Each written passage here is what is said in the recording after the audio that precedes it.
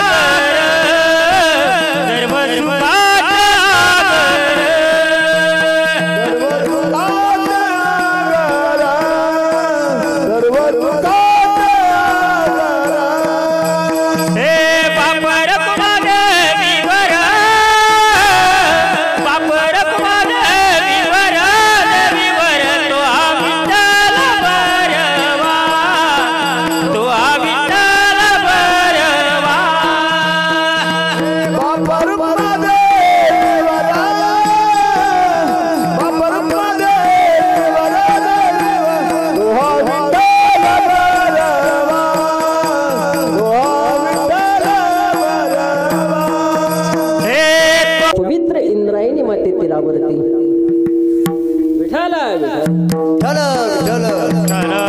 Vitthal Vitthal Vitthal Vitthal Vitthal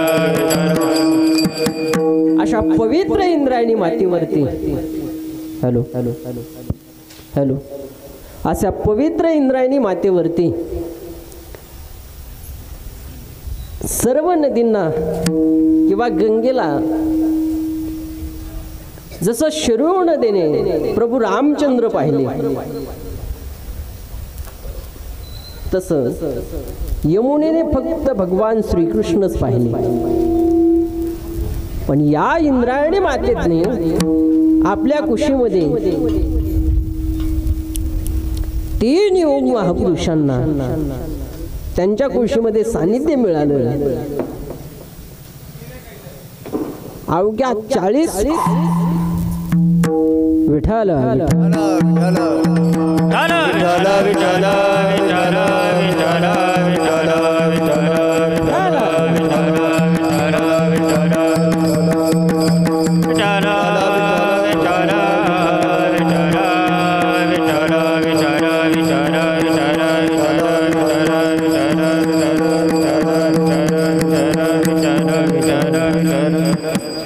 hello hello hello hello अशा पवित्र इंद्रायणी माते तीरावरती लोणावळ्यावरून उगम पावली निराभामा नदीला मिळाली. या 40 मैलामध्ये डाव्या हाताला ज्ञानियांचे राजे, साधकांचे मायबाप, योग्याची माऊली, ज्यांना आपण माऊली शब्दाची उपमा देतो, ज्यांनी अवघ्या 21व्या वर्षी आळंदी या ठिकाणी इंद्रायणी नदीच्या तीरावरती संजीवन समाधी घेतली असे ज्ञानोबा आहे, ते देखील या इंद्रायणी मातेच्या तीरावरती त्यांनाही सानिध्य मिळालं. थोडस पुढे जाऊन पाहिलं आपण, एक 5-7 किलोमीटर जर पाहिलं, ज्यांचा पराक्रम आपण भारतात नव्हे देशात आज पाहिला, आपल्या वडिलांपेक्षाही जास्त पराक्रम ज्यांचा आहे, 130 लढायापैकी एकही लढणारा, एकही लढाई न हरणारा, एकही लढाई न हरणारा, एका घोड्यावर उभा राहणारा, एका पायावर घोडा उभा करणारा, ज्यांना जगाच्या पाठीवर फक्त धर्मवीर म्हटल्यानंतर पुढे शब्द एकच आपल्याला आठवतो, तो म्हणजे कोणता? धर्मवीर संभाजी महाराज. संभाजी महाराजांची ही समाधी, तीही जर बघितली आपण कुठे आहे तर कुठे आहे?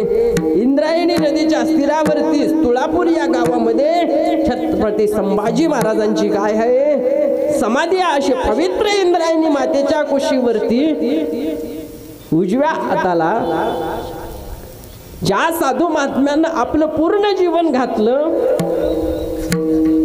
संसाराच्या नावाने शून्य घातला, पत्नी अण्णांना करता मिली, आपला परमार्थाचा शेवटही त्याच ठिकाणाहून केला. भजन असेल, कीर्तन असेल, जे काही साधन आहे त्याच देऊळ निवासी आणि इंद्रायणी तीरावरती ज्यांचं वास्तव्य आहे,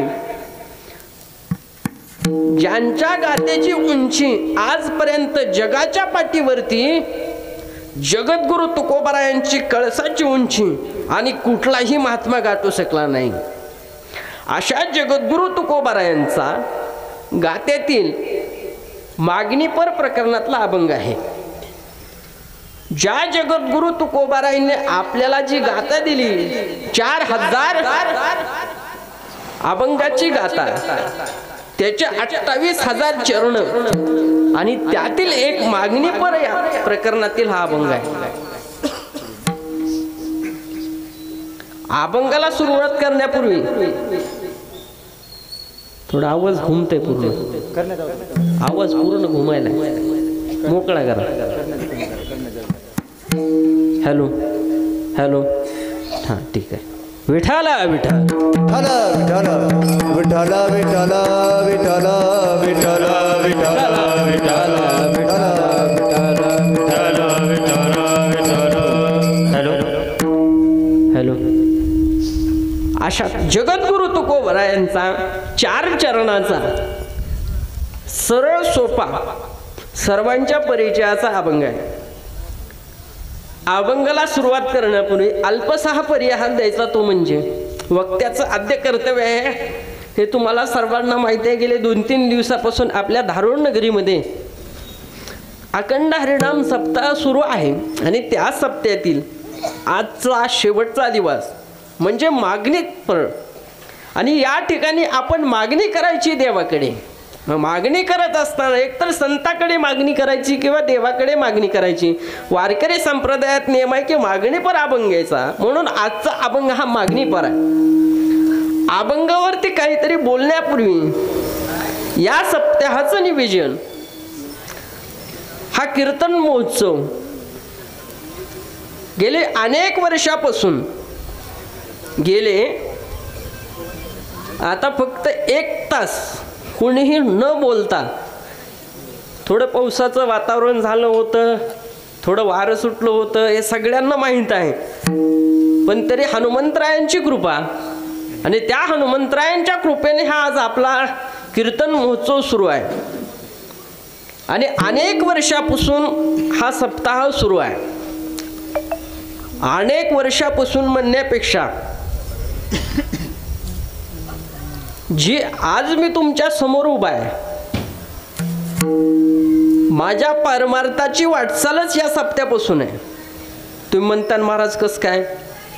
आज मी तुमच्या पुढे जी कंबर बांधून उभा आहे ते खऱ्या अर्थानं 2007 किंवा 6 साली, 2006 किंवा 7 साली या सप्त्यामध्ये आपल्या परिसरात भागवत जर कुणाचं ऐकावं तर एकमेव महात्मा म्हटल्यानंतर आपल्या गावात भागवतासाठी या सप्त्यामध्ये फक्त जागा बदलली आहे. जागा तिकडे वरपट्टीमध्ये होते.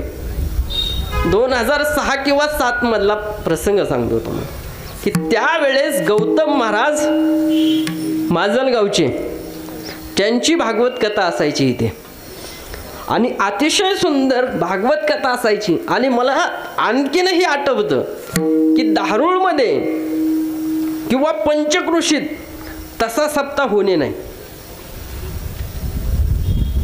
ज्यावेळेस मला परमार्थाचाही छंद नव्हता, खरं सांगायला काही अडचण नाही, तो इतका सप्ताह मोठा होता की त्या सप्त्यापासूनच खऱ्या अर्थानं मला परमार्थाची ओढ लागली. आणि त्यावेळेस संजय महाराज पाचपोर असतील, त्यांची या ठिकाणी मी कथा, अतिशय मोठ्या मोठ्या महात्म्यांच्या कथा आपल्या या हनुमान मंदिराच्या झालेल्या आहेत. नंतर माझा पुढील काळ आळंदीला गेला, पण या ठिकाणी खऱ्या अर्थानं गौतम महाराजांचे असतील, पाचपोर महाराजांचे असतील, अनेक थोरा मोठ्यांचे कीर्तन या सप्त्यामध्ये झालेले आहेत. आणि तो सप्ताह आज देखील आपल्या या धारूर नगरीमध्ये काय आहे, सुरू आहे. आणि त्याच सुरू असणाऱ्या सप्त्यामध्ये आजची कीर्तन रूपी सेवा तुम्ही समस्त ग्रामस्थ मंडळ धारूरकर, त्याचबरोबर हनुमान मंदिर समिती असेल, मित्रमंडळ असेल, यांच्या वतीने ही आजची कीर्तन रूपी सेवा आज माझ्याकडे आलेली आहे. विठाला विठाला विठाला विठाला विठाला विठाला. महाराज, हा आपला सप्ताह काय आजचा सप्ताह आहे का? नाही, खूप वर्षापासून.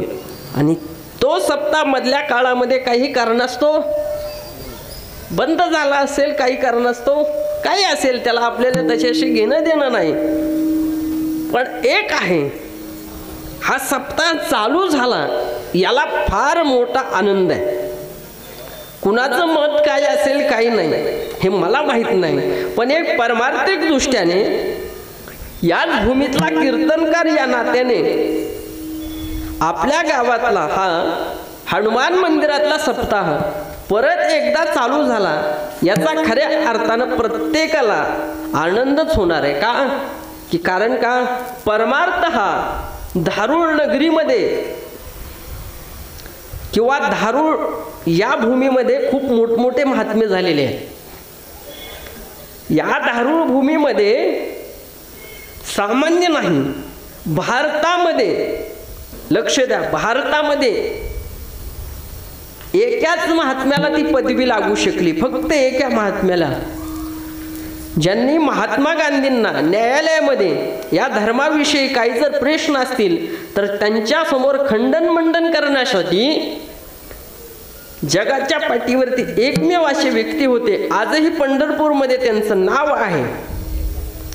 त्यांना पंडित प्राण धारूळकर शास्त्री असं त्यांना पदवी होती. आणि पंडित प्राण ही पदवी फक्त त्यांनाच देता आली आहे, त्याच्यानंतर कुणालाही दिलेली नाही. अशा साधू महात्म्यांच्या पवित्र भूमीमध्ये आणि हनुमंतरायांच्या आशीर्वादाने हा चालत असलेला आपण अखंड हरिनाम सप्ताहातील गेले 3 दिवसापासून हा चालत असलेला कीर्तन महोत्सव आणि आजची 4थ्या दिवसाची ही कीर्तन रूपे सेवा आणि उद्या काल्याच्या कीर्तनाने ही सेवा काय होणार आहे, संपन्न होणार आहे. म्हणून ज्यांनी ज्यांनी या सप्त्याला सहकार्य केलं असेल त्यांनाही धन्यवाद.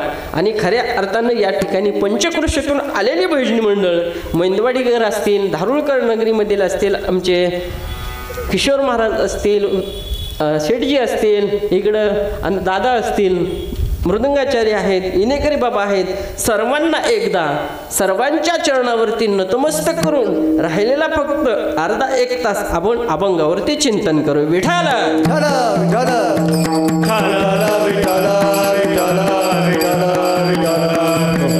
आता अभंगावरती चिंतन करणं म्हणजे ना माझा अभ्यास आहे ना अधिकार आहे. 80% तर माझ्या समोर बसलेले चेहरे माझ्या परिचयाचे. पावसाने हे आपल्याला आता काय दिली, सवड दिली. त्याच्यामुळे आता कीर्तनाला बसत असताना फक्त 2 गोष्टी लक्षात ठेवायच्या की कीर्तनामध्ये विनोद येणं म्हणजे कीर्तनकार चांगलाच असतो असं नाही बरं का, किंवा कीर्तनात विनोद सांगतो तोच कीर्तनकार मोठा असतो हा भ्रम डोक्यातून काढून टाका. कीर्तन हे मनोरंजनाचं साधन नाही, कीर्तन हे उद्धाराचं साधन आहे. कीर्तनामध्ये हसण्यापेक्षा, कीर्तनातून आपल्या मुखातून हसण्यापेक्षा आपल्या मुखातून भगवंताचं नामचिंतन होणं महत्वाचं आहे. जर 2 तासामध्ये तुमच्या मुखामधून रामकृष्ण हरी विठ्ठल विठ्ठल भजनच आलं नाही आणि तुम्ही 2 तास नुसतं कीर्तनकारानं तुम्हाला हसवलं तर तुमचा उद्धार होणार आहे का? नाही. म्हणून कीर्तनामध्ये बसल्यानंतर आता फक्त काय करायचं, ज्या ज्या वेळेस विठ्ठल विठ्ठल भजन होईल त्यावेळेस तुम्ही फक्त मुखाने नाम घ्यायचंय आणि हाताने टाळी वाजवायची. विठ्ठल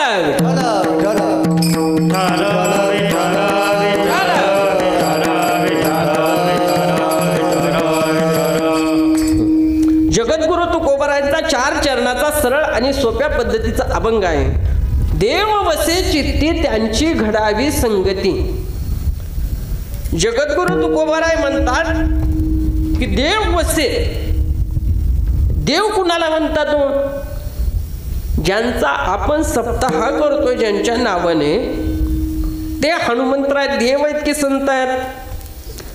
हनुमंतराय संत आहेत. प्रभू रामचंद्र देव आहे. मग का हो तुकोबाराय तुम्ही देव वसे म्हणतात? ज्यांच्या हृदयामध्ये देव वसलाय त्यांची तुकोबाराय संगती मागतात. अभंगाचा भावार्थ बघतोय आपण. ज्या जगद्गुरु तुकोबारायांचा अभंग सेवेला घेतलाय त्या अभंगाला सुरुवात करण्यापूर्वी त्या अभंगाचे शब्द बघा. देव वसे चित्ती आणि त्यांची घडावी संगती. खऱ्या अर्थानं मला कुणाचीही संगती नको म्हणतायत जगद्गुरु तुकोबाराय. कोणचे तुकोबाराय? तुकोबाराय आधी आपल्याला ओळखता आले पाहिजे. जगद्गुरु तुकोबाराय ज्यांच्या गाथेतील 4 चरणाचा अभंग आहे. देहुणी गावासी जगद्गुरु तुकोबाराय ज्यांच्या घरामध्ये 8 पिढ्यापासून परमार्थ चालत असलेला आहे. सर्व काही वातावरण पंढरी परमात्म्याच्या भक्तीमध्ये जगद्गुरु तुकोबाराय करतायत. भक्ती करत असताना जगद्गुरु तुकोबारायांना वाटलं की जसं आपल्या आईवडिलांनी किंवा वडिलांनी ही पंढरीची वारी केली आहे तशी आपण ही वारी करण्यासाठी निघाला पाहिजे. मग तसं तुकोबाराय म्हणतात की माझी ही संगती आणि वारी या अभंगामध्ये जर पाहिलं तर देवाचा आणि जगद्गुरु तुकोबारायांचा संवाद आहे. जगद्गुरु तुकोबाराय आणि देव यांचा संवाद आहे. पण कोणत्या गोष्टीवर? संगतीवर. मग का हो महाराज, या जगाच्या पाठीवर संगती खरंच महत्वाची आहे का? हो महाराज. कारण का? आपलं पतन आणि उद्धार कशाने होतो? संगतीनेच होतो. पतन उद्धार संघाचा महिमा. जे काही आपलं चांगलं होतं ते कशाने होतं? संगतीनं होतं. एखादा लहान माणूस आहे, मोठ्या माणसाच्या संगतीत राहिले की तो सुद्धा कसा होतो? मोठाच होतो. उदाहरणार्थ बघा, हत्ती आहे आणि हत्ती आणि एक शेळी आहे. हत्ती आणि शेळी सोबत चालतात. हत्ती चालायला मोठा आहे, हत्तीही चालतोय, शेळीही चालतोय, दोघांची मैत्री झालेली आहे. हत्ती आणि शेळी पुढे चालत चालत असताना शेळी हत्तीला म्हटली, हत्ती दादा आता मी काय झाले, थकली आहे. हत्ती म्हटलं ठीक आहे. की हत्तीनं तिला उचललं, कुठे ठेवलं? आपल्या शरीरावरती ठेवलं आणि चालायला लागला. जसा हत्ती चालत राहिला त्यावेळी जी शेळी खाली चालत असताना फक्त तिला काय मिळत होतो? जे काही खाली जे खायला असायचं. शेळीची जात म्हणजे कशी आहे? कितीही खायला दिलं तरी तिचं पोट भरतं का? नाही. हत्तीच्या पाठीवर ते शेळी बसली. जे फळं असतील, जे पाला असेल, जी शेळी कधीच खाऊ शकत नव्हती, फक्त डोळ्याने पाहू शकत होती, ती आज हत्तीच्या अंगावरती बसल्यानंतर तिचं सरळ तोंड कुठेही कोणत्याही फळाला लागायला लागलं आणि ते काय करू लागली? फळं खाऊ लागली, पाला खाऊ लागली. का? तिला आज कशावरती आहे? हत्तीच्या शरीरावरती आहे. जोपर्यंत ती सोबत चालत होती तोपर्यंत तिला वरचे फळं खाता येत होते का? नाही. ज्या वेळेस हत्तीची संगती झाली आणि हत्तीने तिला कुठे आपल्या शरीरावरती ठेवलं तर वरचे फळं खाता आले का? त्यांनी फक्त हत्तीची संगती केली म्हणून फळं खायला आले. तसं ज्या मनुष्याची जशी संगती असेल तसं त्याला फळ खायला मिळतं. संगती करा रे सदा सजनाची, संगती करा रे सदा सजनाची, संगती करा रे सदा सजनाची, संगती करा रे सदा सजनाची, संगती करा रे सदा सजनाची, संगती करा रे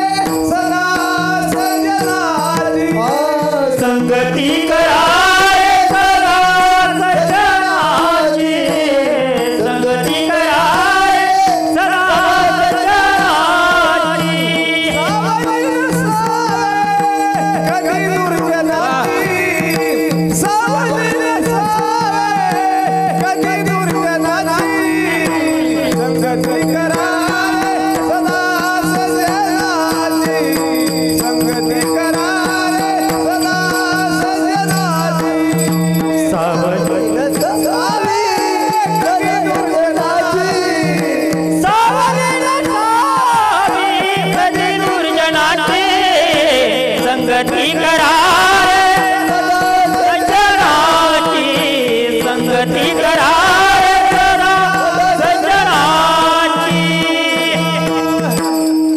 अतिशय सुंदर प्रमाण दिलं. संगती करावी सदा सज्जनाची. माणसाच्या जीवनामध्ये प्रत्येक माणसानं कोणाची संगती करावी? सज्जन मनुष्याची संगती करावी. जर आपण चांगल्याची संगती केली, सज्जन माणसाची संगती केली तर आपलं चांगलं होईल. संगती करावी सदा सज्जनाची सांगितलं महाराजांनी. अभंगामध्ये काय सांगितलंय? संगती कुणाची करा? सज्जनाची करा. दुसरे एक प्रमाण सांगतो याला जोडून, बैसता चोरापाशी देखसाची चिंदी मन धावे. इथे काय सांगितलंय? कोणाच्या संगतीमध्ये बसा? सज्जनांच्या संगतीमध्ये बसा. तसं दुसरीकडे प्रमाणामध्ये महाराज काय म्हणतात? जर तुम्ही सज्जनांच्या संगतीमध्ये बसलात तर तुमचं चांगलं होईल. आणि एकीकडे महाराज म्हणतात दुसऱ्या प्रमाणात, जर तुम्ही चोराच्या संगतीत बसलात, बैसता चोराची संगती आणि तैसेची होय बुद्धी. तसं चिंदी दिसली, चोराच्या संगतीत बसलो, एखादी चिंदी जरी दिसली आपल्याला तरी आपलं काय होतं? मन धावतं. का? आपण चोराची संगती केली, चोराच्या संगतीमध्ये बसलो, आपल्याला चिंदी जरी दिसली तरी आपलं मन काय होतं? चोरी करण्याचं होतं. म्हणून मनुष्याने आपल्या जन्मामध्ये हा नरदेह मिळाला, तो नरदेह मिळाला तर मग तो कोणाच्याही संगतीमध्ये राहण्यासाठी मिळाला का? हो नाही. महाराज, तुम्ही आम्ही जे राहतो ते चांगल्याच्या संगतीत राहतो का वाईटाच्या? ते आपल्याला माहित नाही. का? कारण आपण सरळ एका वाक्यात बघायचं, आपण ज्यांच्या सोबत राहतो त्यांच्या सोबत राहिल्यानंतर जर आपल्याला परमार्थ घडत असेल तर आपण चांगल्याच्या संगतीत आहे. आणि ज्यांच्या सोबत आपण राहतो दिवसभर, त्यांच्या सोबत राहिल्यानंतर आपल्या मुखातून एकदाही देवाचं नाव येत नसेल तर समजून सांगायचं की आपली काय चुकली आहे?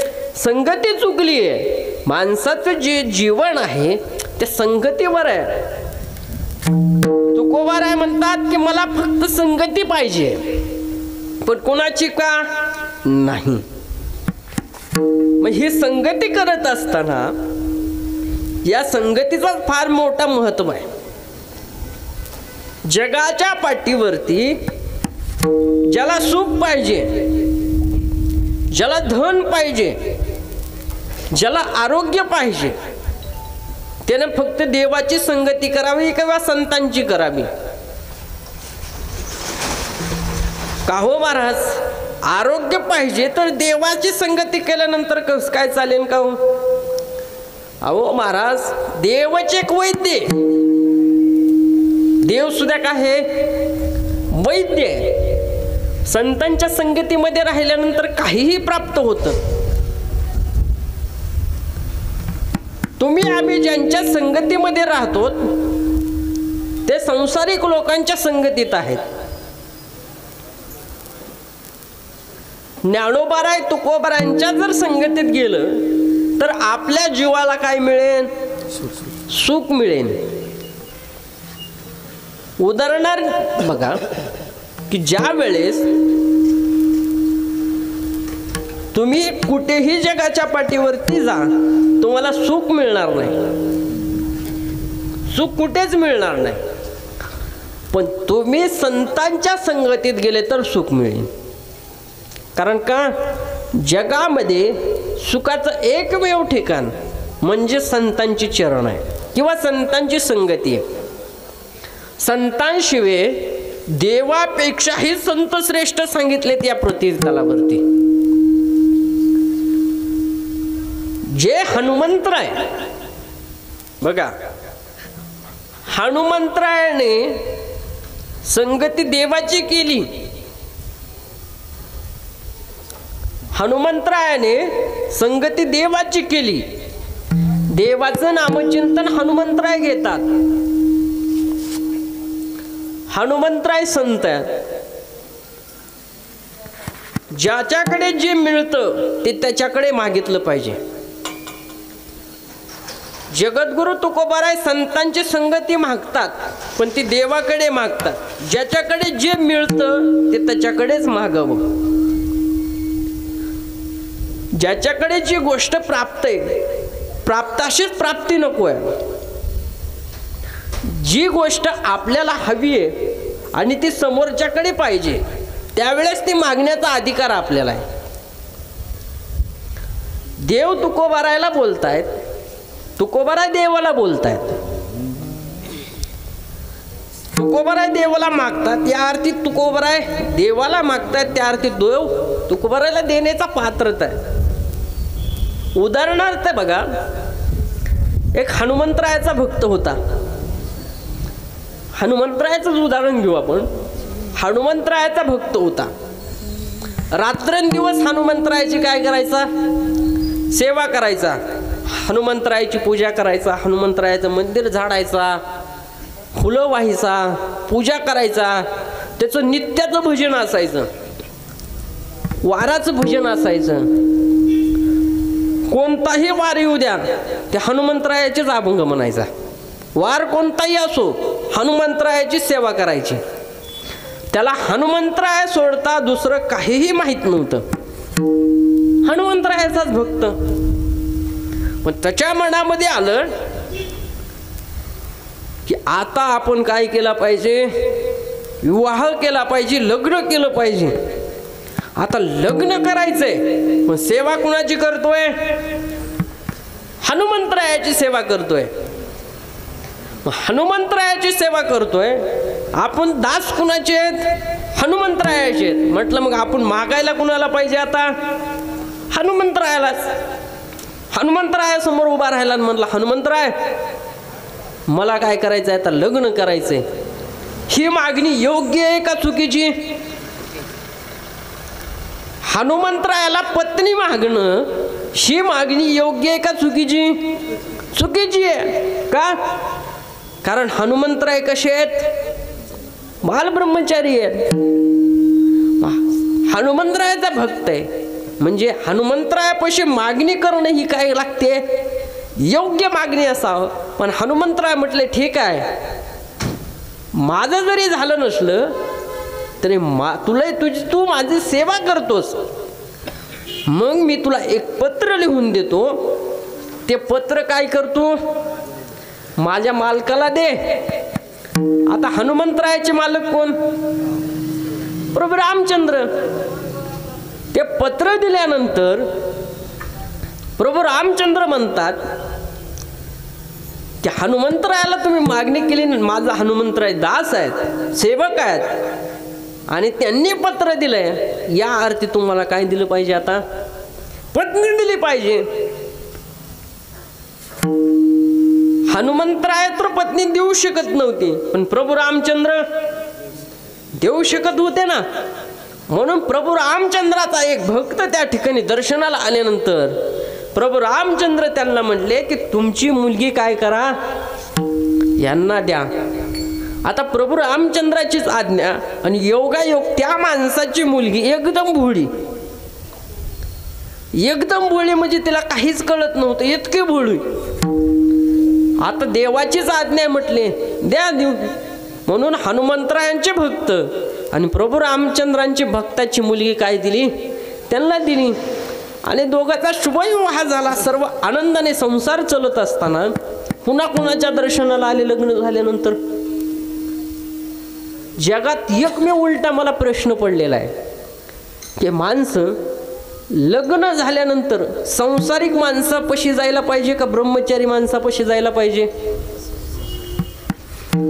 रामाच्या लग्न झाल्यानंतर माणसानं प्रभू रामाच्या दर्शनाला आधी गेलं पाहिजे का हनुमंतरायाच्या? तुम्ही कुणाच्या जातात? माझं झालं नाही, तुमचं झाले.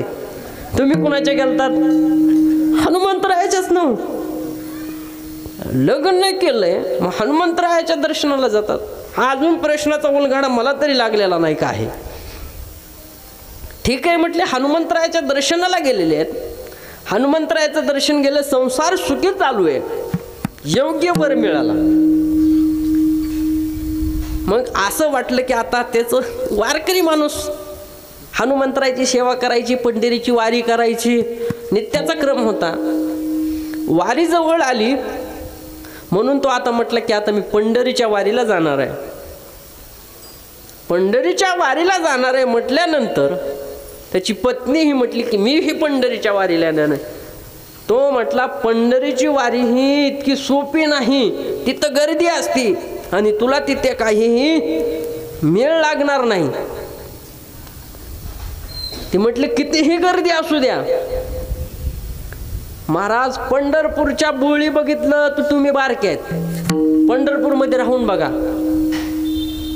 आणि पंढरपूरच्या बोळीतून एक माणूस चुकला तर कसाही अडकन निघन, पण पंढरपूरच्या म्हशी जर समोर आल्या ना तर माणूस बाजूनच जावं लागतं महाराज. इतक्या गर्दीमध्ये इतकी गर्दी असते. म्हटला मला काही सांगू नका, मला ही पंढरपूरला यायचंय. भोळा आहे म्हणली तू. काही नाही म्हणे. घेऊन गेला. पंढरपूरमध्ये आले, कसं तरी फिरले. दुसऱ्या दिवशी वारकरी पिशवी ठेवली तिथं.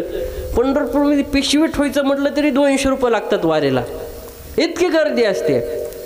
दुसऱ्या दिवशी वारकऱ्याचा नियम सकाळी उठल्याबरोबर तीही म्हटली आता मला ही चंद्रभागेची स्नान करायचं. तो म्हटलं आता काय करावं म्हणून कसं तरी तिथे गेला आणि दोघाची काय झाली, चुकामुक झाली. त्याची पत्नी कुठेतरी हरपली. पत्नी एकीकडे, हा एकीकडे. दोघाची चुकामुक झालेली आहे. पत्नी करीत पुन्हाच्याला बोलायला लागला. परत हनुमंतरायाकडे आला. हनुमंतराय तिथेच आहेत, रामाचं मंदिर आहे तिथे. आता रामाकडे गेल्यानंतर रामाच्याकडे जायच्या अगोदर हनुमंतरायाकडे जावा का रामाकडे जावं ह्या गोंधळामध्ये ते रामाकडे गेला.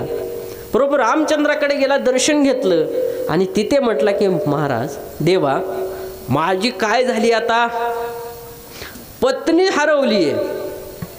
काय झालीये, पत्नी हरवली आणि तुम्ही मला सापडून द्या. ही मागणी चुकीची का योग्य? सप्ताह हनुमान जयंतीचा आहे, रामायणातला प्रसंग आहे.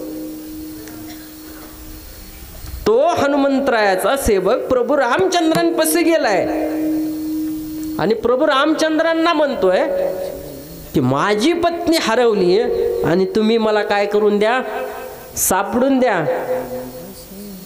प्रभू रामचंद्र म्हणतात की मी फक्त लग्न लावून देऊ शकतो, तुझ्यासाठी वर बघू शकतो, पण हरवलेली पत्नी मी माझी सापडू शकलो नाही.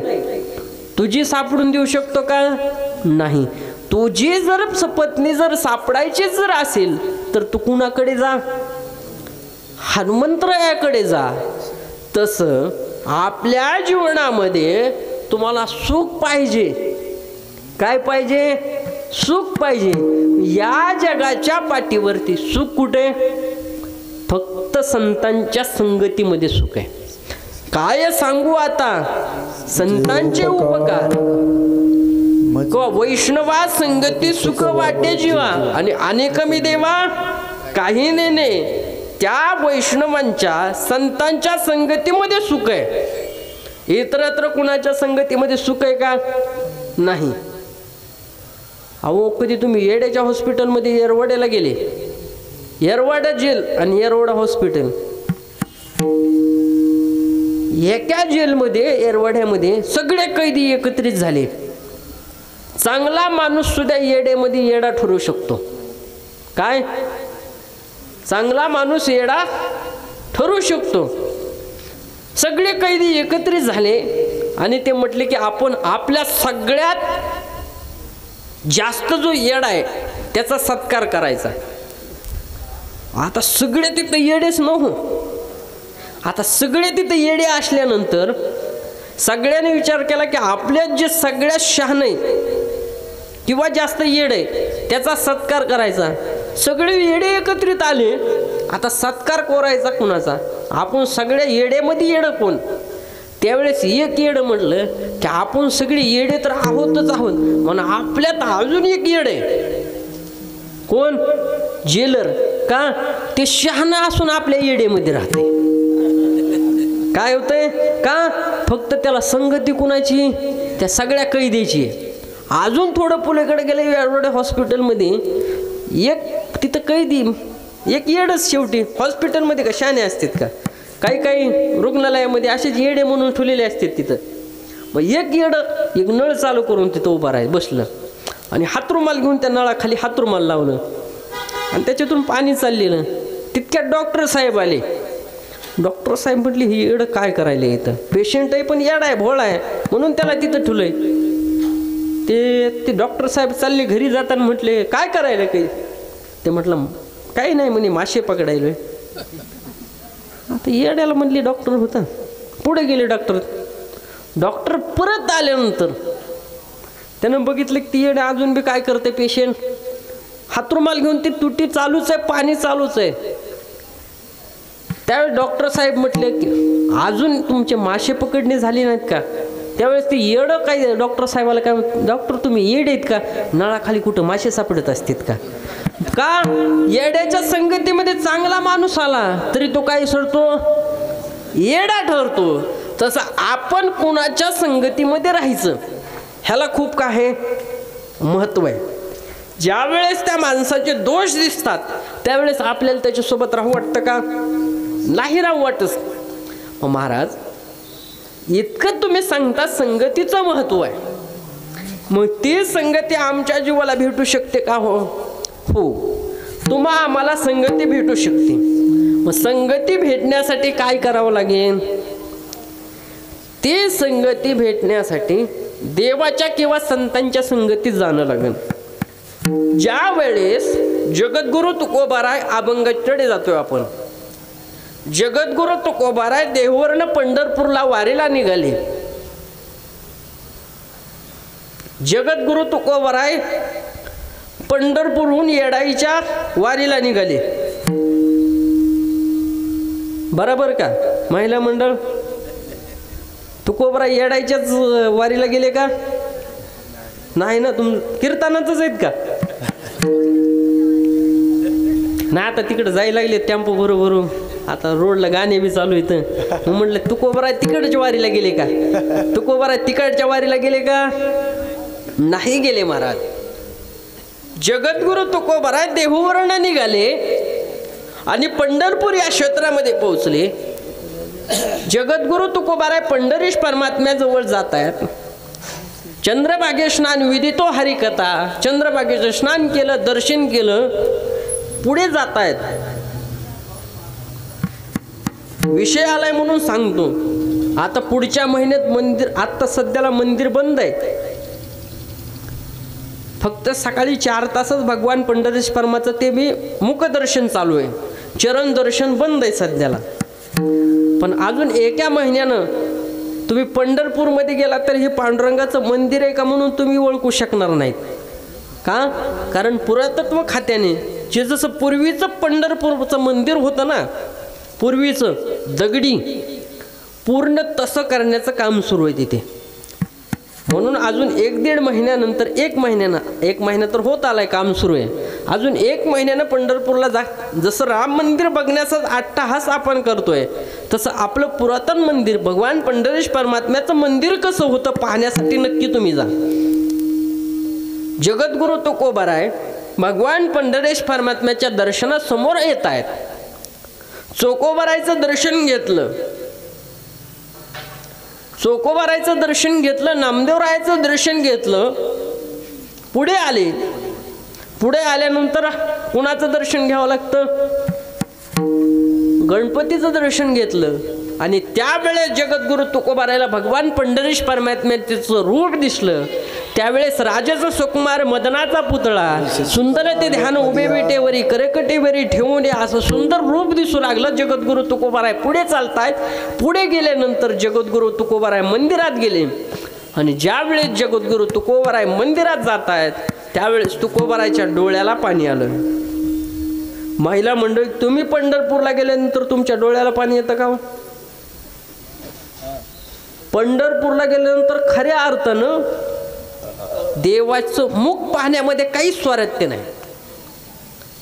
देवाच्या मुखाकडे कधी पाहायचं नाही. देवाच्या चरणाकडे पाहायचं. तसं तुकोबाराय पंढरपूरमध्ये देवासमोर गेले. तुकोबारायच्या डोळ्यात पाणी आहे, देवाच्या डोळ्यात पाणी आहे. तुकोबारायनं देवाचं दर्शन घेतलं, देव रडतायत, तुकोबाराय रडतायत. दर्शन घेतलं, 2 मिनिटं थांबले तिथे. थांबल्यानंतर जगद्गुरु तुकोबारायनं दर्शन घेतलं, 5 मिनिटं थांबले आणि तुकोबाराय चालतायत. त्यावेळेस भगवान पंढरीश परमात्मा म्हटले, तुकोबाराय थांबा, तुमच्यासारखे भक्त माझ्याकडे कमी येतात. काय होतात? कमी येतात. मला तुमच्यासारखे भक्त आले की आनंद वाटतो. तुकोबारायला देव म्हणतात की ठीक आहे, 5 मिनिटं झाले, 10 मिनिटं झाले. त्यावेळेस तुकोबाराय देवाला म्हणतात की मी आता निघतो, जातो. देव म्हणतात की खऱ्या अर्थानं तुकोबाराय, तुम्ही खूप वर्षांना तुमच्यासारखा भक्त आलाय की मला काहीच मागत नाही, काहीच मागत नाही. मग तुकोबाराय, तुम्ही माझ्याकडे काहीतरी मागा, मागा मागा मागा म्हणतायत. देव म्हणतायत मागा, पण एकमेव तुकोबारायसारखं भक्त आहेत की ते देवाला मागत नाहीत. आपण देवाला मागतो, आपण देवाला मागतो, पण देव आपल्याला देत नाही. पण तुकोबारायसारखा महात्मा गेला तर महात्मा मागत नाही, पण देव द्यायला तयार असतो. त्यावेळेस तुकोबाराय म्हणतात की मला काही नको देवा, तुमचं दर्शन झालं, बाद झालं. त्यावेळेस देव खाली उतरतायत आणि खाली उतरल्यानंतर देव सुद्धा तुकोबारायचं दर्शन घेतात. आता तरी काहीतरी मागा. त्यावेळेस तुकोबाराय म्हणतात मला तर 4 भिंतीच्या आत जायला राहायला घर आहेत. असं कुणी आहे का ज्याला इथं घर नाही? आहे का? प्रत्येकाला देवानं घर दिलंय 4 भिंतीचं. प्रत्येकाला 4 भिंतीचं घर दिलंय, पण 4 भिंतीच्या घरामध्ये नरदेह आहे. त्या नरदेहातून आपल्याकडून भजन व्हावं ही नीतिमत्ता ठेवा. नुसत्या 4 भिंती बांधल्यात आणि त्याच्यामध्ये संसार करताय तर सुख मिळणार आहे का? नाही. अहो, पाऊस येणारच आहे. पाऊस आला म्हणून काय हरकत आहे? देवासाठी भिजलं तर काय अडचण आहे? चला 2-5 मिनिटं देवाचं चिंतन करू, हनुमंतरायाची सेवा करू, आणि लईच पाऊस आला तर हनुमंतरायापाशी एक दिवस झोपू आपण. न हो अंग संग तुटी, अभंगाचा 3रा चरण सांगतो बघा. तुकोबाराय म्हणतात न हो अंग संग तुटी. ज्या संतांची संगती झाली देवा, त्या संतांच्या संगतीमध्ये माझं काय होऊ नये? न हो अंग संग तुटी. त्या हनुमंतरायाची संगती झाली.